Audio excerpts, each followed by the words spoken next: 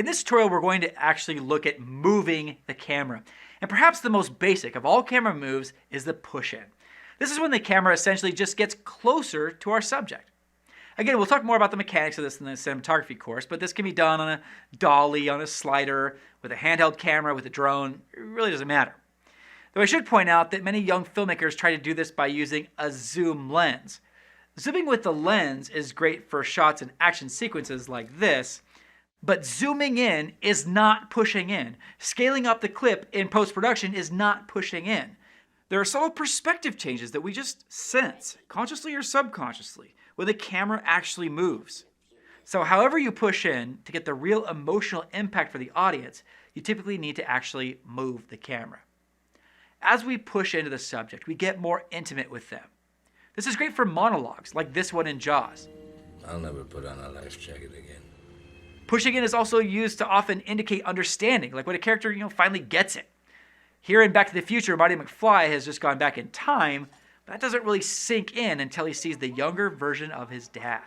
The push-in indicates the sudden realization. Now he gets it. Sometimes pushing in can have darker consequences. Filmmakers can push us into places where we don't want to go. In this shot in The Shining, we see this creepy empty party.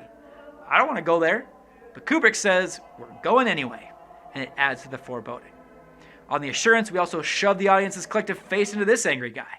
That makes the subject seem more aggressive and intimidating, as if they were this close to you in real life and then leaned in. Note that here, and in the example from The Shining, the camera is kind of doing the opposite of what the audience would probably want. By forcing the audience into an uncomfortable spot, we create tension, which can be engaging when used tactfully. Pushing in can also just add intensity to shots, such as this pivotal shot from The Assurance where Cordelia understands her mission, accepts it, and symbolically says goodbye to her sister and her old life. There's a crazy amalgam of emotions going on here, and pushing in intensifies the entire thing. Pushing in is used to great effect in the beginning of the scene in Scott Pilgrim vs. the World we looked at in the last tutorial. Scott just got challenged to fight, and he's just paralyzed with fear. Note the varying speeds of the camera during the push-in. Sometimes it's slow to represent the increasing threat of his opponent. Sometimes it represents the speed of the enemy coming towards him. In the reaction shots of his friends, the push-in is slower, representing their increasing awareness of Scott's danger. And then right at the end, when Scott decides to fight, there's a lightning-fast push-in that signifies he's ready to fight. This scene in Silence of the Lambs is made more intense by the push-in. And the push-in is made more intense by splicing it with static shots of Jodie Foster. She's frozen, but he just keeps advancing. And again, this is the magic of cinema in a nutshell.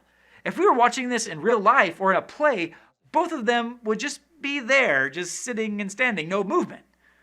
Now, pushing in is one of the oldest tricks in the book because it's one of the best tricks in the book. Like all great filmmaking tricks, though, it's important not to overuse it. But when it's used well, pushing in can be a great tool for telling visual stories.